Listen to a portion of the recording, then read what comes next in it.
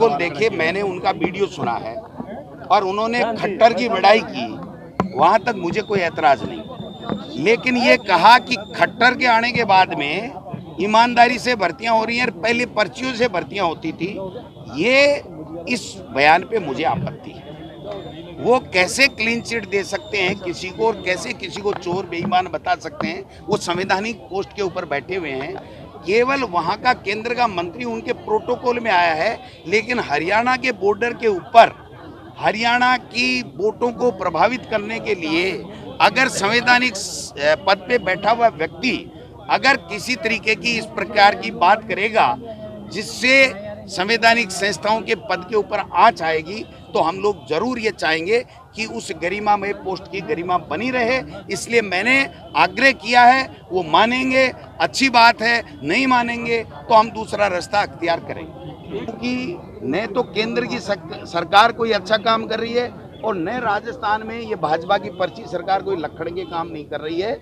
ये तो पता ही नहीं क्या इनको, कहाँ से सरकार शुरू होती है, कहाँ क्या काम करना है इनको पता ही नहीं। किसी मंत्री के पास चले जाओ, मुख्यमंत्री के पास चले जाओ, किसी नेता के पास चले जाओ कि हमारी चलती ही नहीं। अरे तो फिर चलती किसकी है, उसका नाम तो बताओ किसकी चलती है। तो जनता के लिए कोई एक योजना नहीं, कोई बजट कुछ भी था नहीं, जो था उसकी भी पालना नहीं, कोई काम नहीं, ब्यूरोक्रेसी पूरी तरीके से हावी है और इस तरह के अनर्गल बयानबाजी कर रहे हैं सबके खिलाफ। रोजाना एक ही भाषण, हम पकड़ेंगे पकड़ेंगे। अरे चोरों को पकड़ो, मना कौन कर रहा है आपको? आपको किसने कहा कि इसको मत पकड़ो? जिसने अपराध किया है, कोई भी अपराध किया है, उस अपराधी की जगह जेल में होनी चाहिए। ये हम भी कह रहे हैं। कोई भी व्यक्ति ये कह सकता है क्या कि साहब अपराधी को छोड़ दो? कोई नहीं कहता है।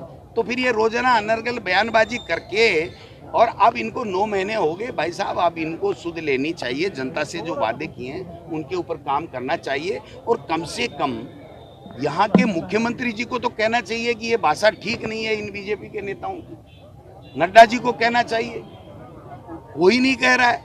मार देंगे, काट देंगे, ऐसा कर देंगे, वैसा कर देंगे, दंगा फैला देंगे, यही काम बचाएगा तुम्हारा? जो मूल स्वरूप है ना भारतीय जनता पार्टी और आरएसएस का, उसकी बातें ये लोग बात करते हैं जो कतई बर्दाश्त नहीं करेंगे।